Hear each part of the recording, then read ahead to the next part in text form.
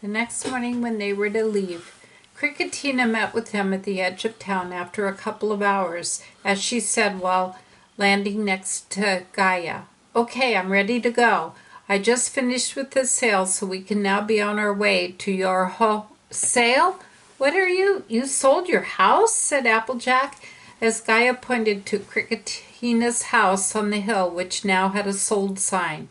"Are you sure that was a good idea? I mean, don't you want a place to come back to?" "It's fine. My time here was done anyway, and I gave it to a good friend of mine," said Cricketina with a wave of one of her 4 insect-like arms before they began to journey back to Ponyville.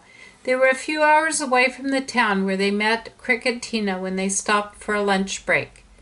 Applejack decided this was the perfect time to get to know Cricketina, as she said while sitting down next to their new insect friend. "So, Cricketina, I reckon you aren't the same species as Gaia, but you say you can use wild magic. How is that possible?" "Well, like I said, there are 3 forms of wild magic," said Cricketina with a calm, stoic expression.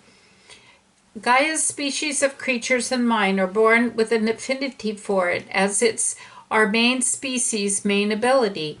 Gaia uses plant form of wild magic, and I use body form, but I've mastered all 3 forms of wild magic, with the 3rd being animal, which is how I'll be able to teach 3 out of the 6 of you to use it.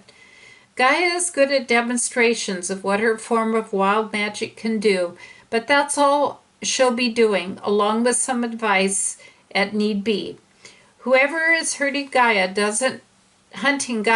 doesn't have any way to counteract wild magic because of how unpredictable it is in all of its forms."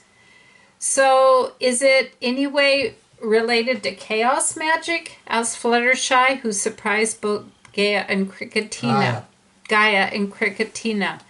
"We're friends with Discord, and I just noticed the way you're describing wild magic is a lot like his form of magic."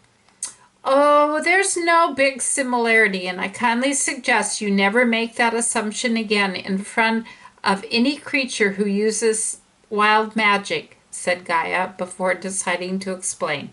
"Chaos magic is way more unpredictable. Wild magic works in tune with the forces of nature, so it's a natural type of magic, one that you ponies see as unnatural. Chaos magic does the opposite. It forces nature to do stuff against its will at times, manipulate it. The main thing that chaos magic does is reality warping to make everything it does seem possible." "Huh? I never looked at it that way," said Princess Twilight before they finished their meal and began the rest of the journey back to Ponyville. "I am going to have a lot to write to Princess Celestia when we get back. She's going to want to hear a lot about all of this, including this secret group that is hunting magical creatures."